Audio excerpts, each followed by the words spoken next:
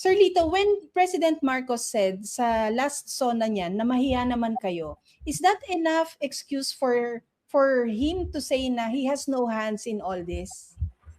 Well, ganito yan, Pam, ano? To be kind, maaring sabihin mong naloko siya o naisahan siya ng mga nakapalibot sa kanya.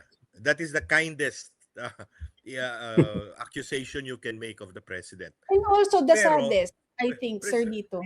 Ha? Also, it's the kindest, and I think the saddest. Kasi can you imagine a president na naiisahan? Oo nga. Kaya nga, bakit papayag kang maisahan ka? Pangalawa, hindi ito once, hindi ito twice, ito'y thrice. 2023, 2024, 2025 budgets. Di ba? Ano, hindi ka ba nagbabasa ng budget na pinipirmahan mo? Di ba? Magagaling naman yung economic managers mo, di ba? Nung araw, nandiyan si Ben Jokno, di ba? Nandiyan si RC Balisacan. They're the ones who compose the DBCC, yung budget coordinating committee, no?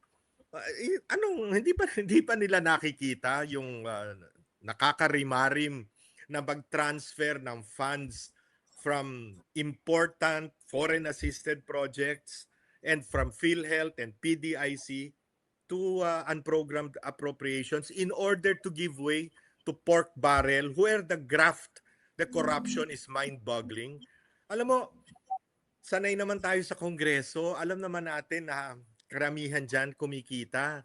Pero kung 5%, 10%, nasanay na tayo doon, ngayon na naririnig natin, 25, 35%. At nauuna pa, hindi pa nagagawa yung proyekto, andyan na, binayaran na. At nagbibilihan ng proyekto. Paano ka namang hindi mai-scandalize ng ganyang klaseng kasamaan?